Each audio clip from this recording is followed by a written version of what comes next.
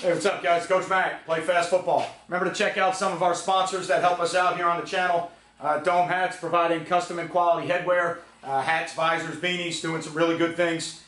Defensive Coordinator One, which provides now a new in-game app that's going to help offensive or defensive coordinators adjust in-game using real-time data. All right, so check out Defensive Coordinator One. Max One app, which basically creates an all-in-one platform where you can put your workouts for your players on their phone, where everybody can have their phone. They have their workouts individually. You can separate them up into groups. You can communicate. You can message. You can make your life a lot easier so that you don't have pieces of paper with workouts or 8 different workouts on a whiteboard. It's all done on the player's phone, and the coach controls all that. All right. GameStrat, which is the sideline replay system that we used this past season. So if you're looking for a highly reliable and a highly affordable sideline replay system, we were very happy with GameStrat. And then Just Play Football, which is software I use. If you ever see me do any diagrams, or if I speak at clinics and I use diagrams, that's what I use to draw and make my diagrams. It also has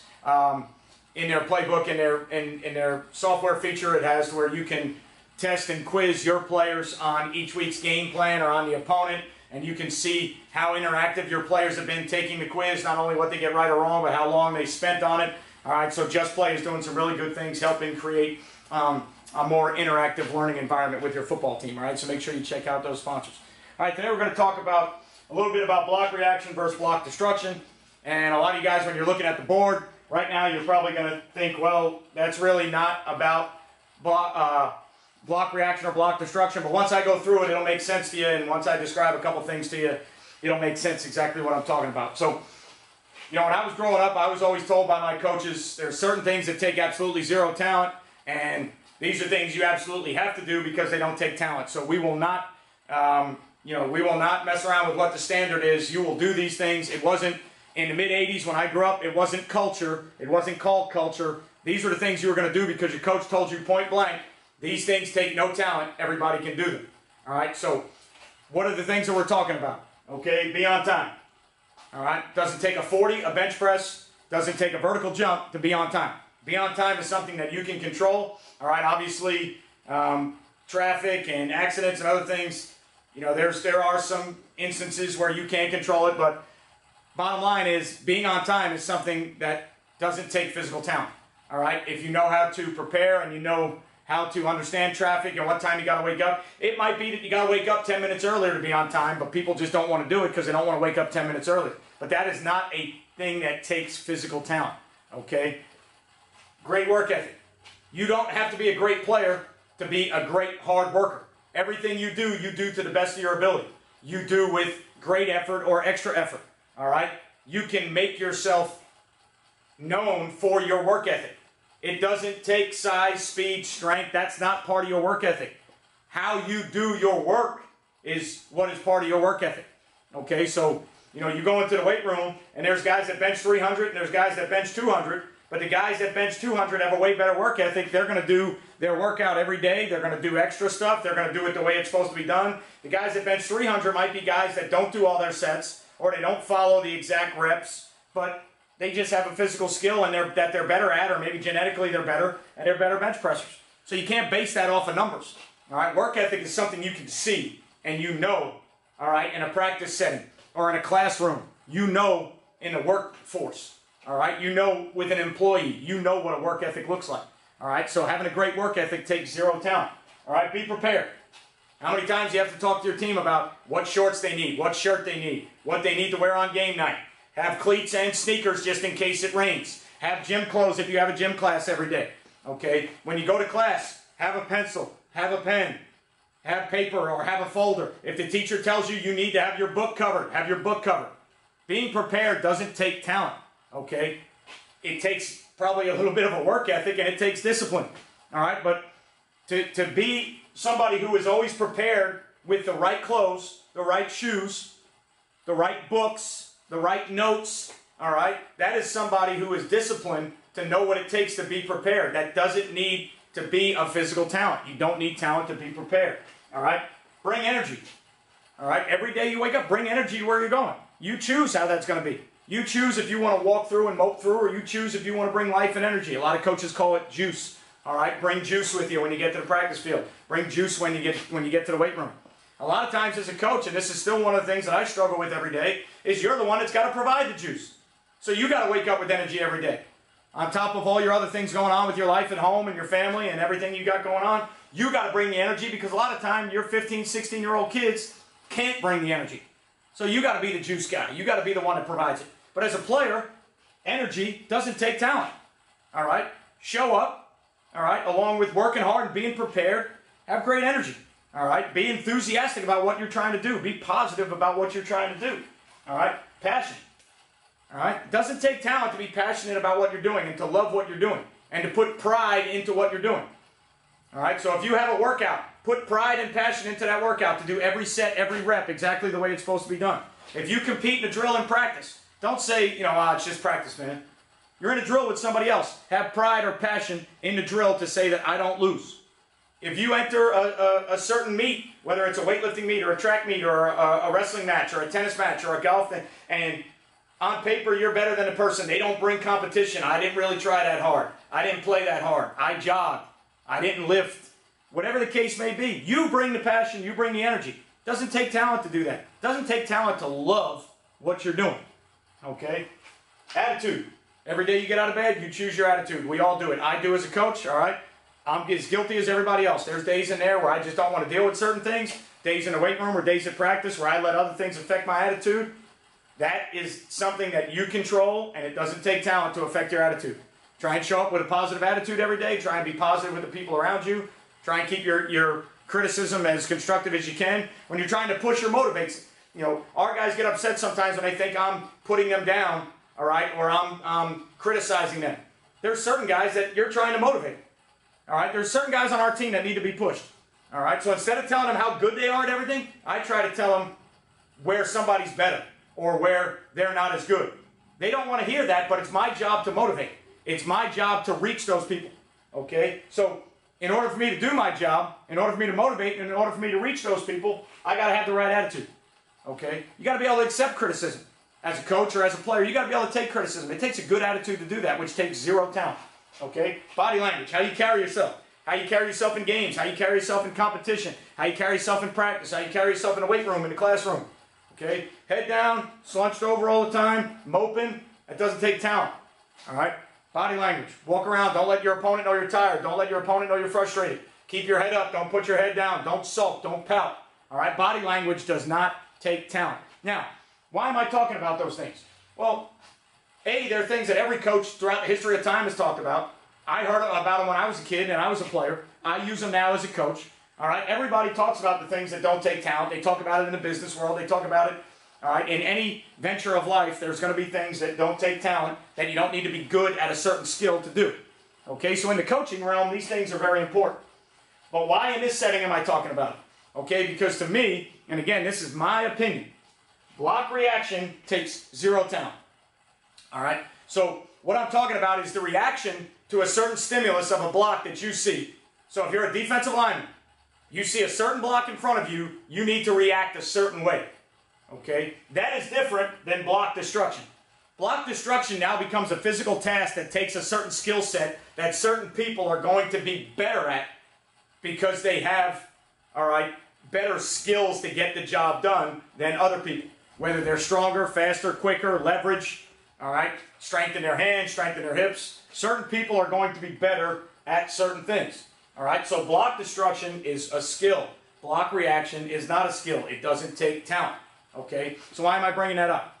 When you have defensive linemen, and I struggle with this all the time with our guys, and it's something that I get really, really upset about because there are certain things that guys can't control. If you've got a defensive end that's 190 pounds and they got a Division I offensive tackle that's 290 pounds and he gets his hands on him and he's wearing them out all game, it's very tough to physically look that kid in the eye and tell him physically, hey, you need to do better than that. But that other kid's just a way more physical, dominant, superior player. Okay?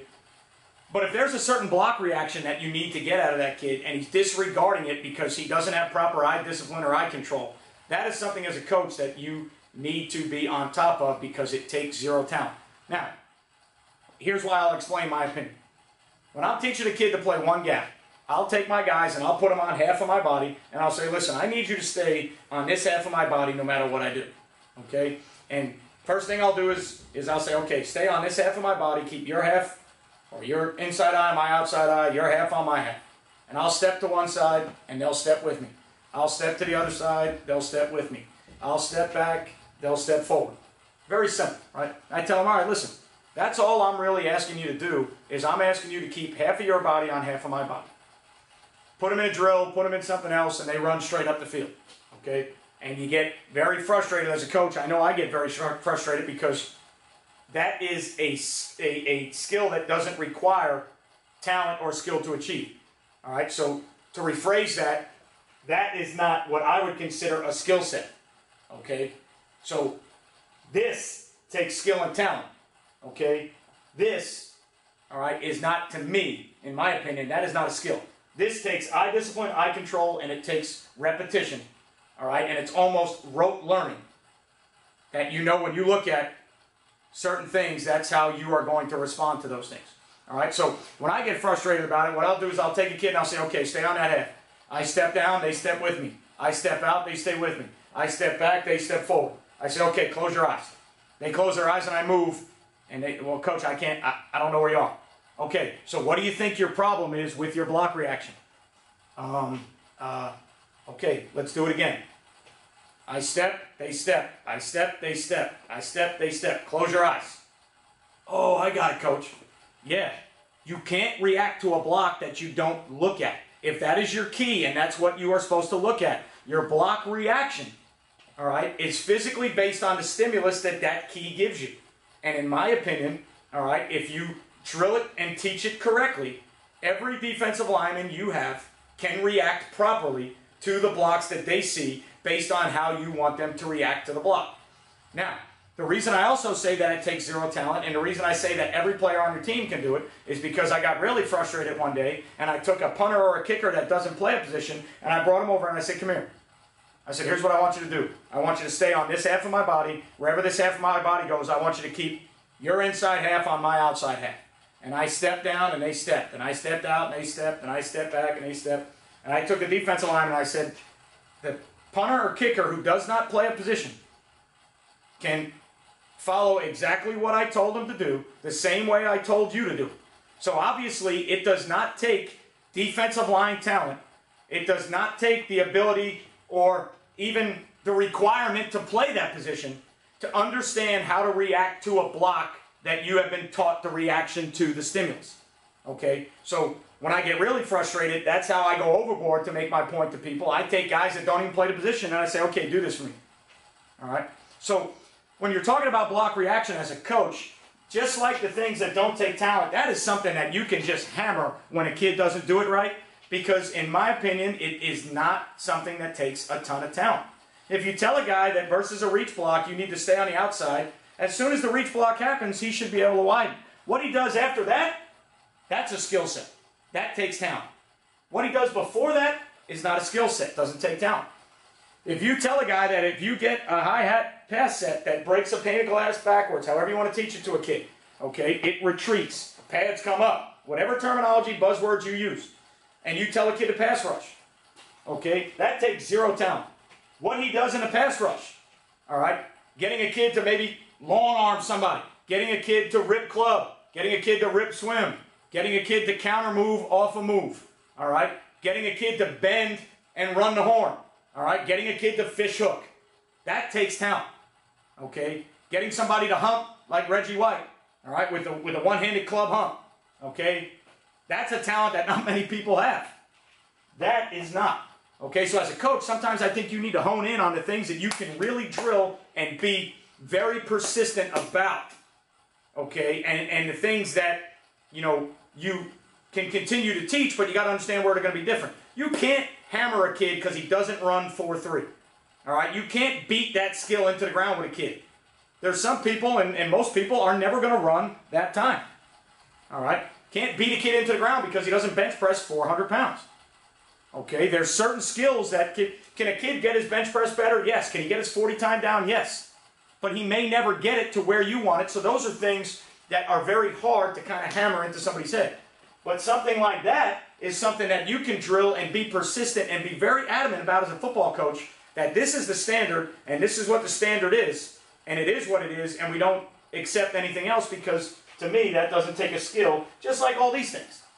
So just like you're explaining to your kids in the weight room and in the classroom and with your culture, all right, or your leadership, all the things you're explaining to them, they also transfer over to the field. But as a coach, you got to know which ones are which, okay? So that's why I bring it up today, block reaction versus block destruction.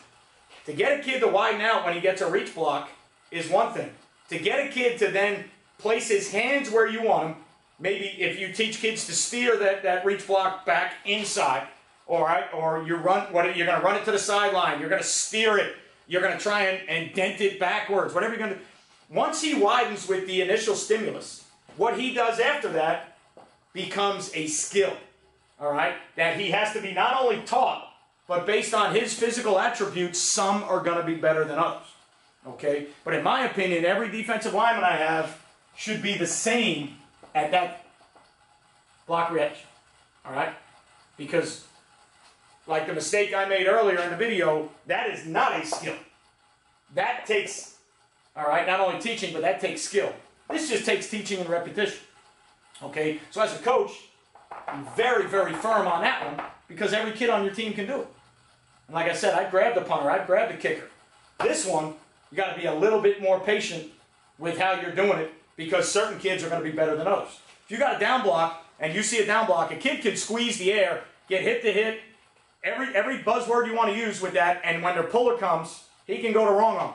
It takes a skill set to get that wrong arm done right, however you teach it, however you want him to hit it, how thick you want him to hit it, how you want him to pry back upfield. All those things are teaching points that take a skill set, and certain kids are going to be way better at it. But as far as seeing a down block, taking the air out of it, and then approaching to wrong shoulder or spill a block, every kid in your program should be able to do that, okay? Seeing a pass set that retreats with high pad level and starting to rush the passer, every kid in your program should be able to do that. All right? This part of it, though, is where the skills come in. That's where the size and the speed and the strength and the leverage and height, those things, wingspan, reach, those things all play into the block destruction.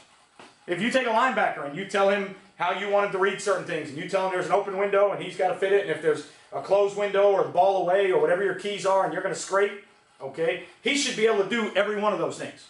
But when he fits that window, that's going to be a whole other deal. But every kid in your program that plays linebacker, if you put them in a linebacker drill and you give them an open-closed window drill, okay, when that window opens, every kid in your program should be able to run straight through that window and say, hey, coach, that window's open, I go. Doesn't take talent. What they do with the fullback, the pulling guard, or the climbing zone lineman, or something like that, depending on the scenario, obviously if you get a climbing zone lineman, it might not necessarily be a straight open window, all right? But if it's an ISO, that's an open window that you run through, I can run through that open window. I can do it right now at 46 years old. I can do it out of shape. I can do it without lifting weights. What happens when I get to that window with that fullback? That's a different story.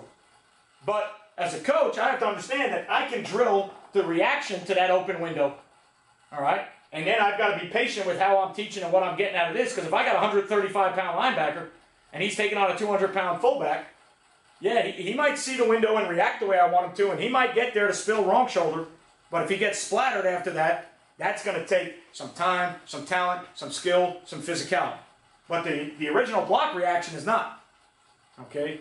If it's a pass set and he's got to drop to a certain landmark, or if he's a hook curl dropper, curl flat dropper, or whatever he is, that to me is something that every kid in the program should be able to do. You read your key, you got your eyes on your key with good eye control and discipline, your key, all right, pass sets, that triggers your stimulus to drop. Now, what you do when you drop, and how you drop, and the skills that your mobility and agility in the hips, and your ability to run and turn and drop full speed, all that, that now becomes a skill, okay? So the idea behind today's talk is block reaction versus block destruction. For me, this one is not a skill. This one is a skill. This one we got to be very, very demanding on. This one we're going to be demanding on, but you got to understand there's certain things at a point in a kid's career, all right, that he just might not be able to do. He's not strong enough. He's not fast enough. He's not, whatever the case may be. He's a little bit too short right now. He's always getting out leverage, or the offensive lineman's wingspan and his wingspan is short, whatever the case may be. This one, Day one, every kid you get that's going to play D-line, every one of them better know how to react to a block. All right, they better know what now. You have to teach it. You got to tell the kid what a down block is and what a reach block is and what a pass set is. And you have to teach all those things. But once you teach them, those are things that we can drill and demand. And just like when guys talk about their program and their culture and their environment and what they want their program to be and stand for, those are things that they try to hammer every day. Why? Because they know they can be accomplished. You know you can hammer somebody about being on time because it's possible. You know you can hammer somebody about being prepared because it's possible. I can't hammer you about a 40-inch vertical. All right? I can't hammer you about a 4.340. So as a coach, you pick and choose the things that you are going to be adamant about and the things that you are going to draw the line to say, we absolutely must do these things. All right? And if you're like me or like most coaches, you're always going to be working on these things because you probably never do them well enough, or if you're me, you never demand them the way that you should demand them. I have to be better at demanding all of these things. I know that as a coach. I've done it for 20 years. I got to keep working on it every year to understand how to demand these things. Okay? Another one that you got to struggle with all the time, your best players should be your best leaders, your best workers. Well, I guarantee you, just to throw a number out, I would say probably 70 to 75% of the high schools across the country, I don't know if their best players are their best workers. Now, you're going to go to a lot of schools and a lot of programs, and you're going to I have certain best players on my team that are my best workers. But I've got other best players on my team that are not my best leaders, they're not my best workers. Those things you got to work on as a coach because you can demand that. If your kid's got the skill to play, you're asking them to do things that don't take skill. You can be very demanding of that. So these things, hammer, be very demanding about, and know that every player in your program, all right, from Division I to recruit to a kid that's never going to step on the field, can all do those things. Every defensive lineman you have can do that. Not all of them can do that. Okay, so today's talk isn't really about scheme. It's not really about necessarily X's and O's, and it's really not even about techniques or how you're taking on certain blocks. What it's about is the difference between a skill-related function and something that doesn't take talent at all. All right? Hope that helps you guys. I hope, as always, you don't have to agree with everything I say. Comments are great. I love interacting with the members of the PlayFast community, and I love agreeing, disagreeing. Put your comments out there. Tell me what you like, what you don't like. All right? And remember, you won't play well until you play fast, and I will catch you guys next time.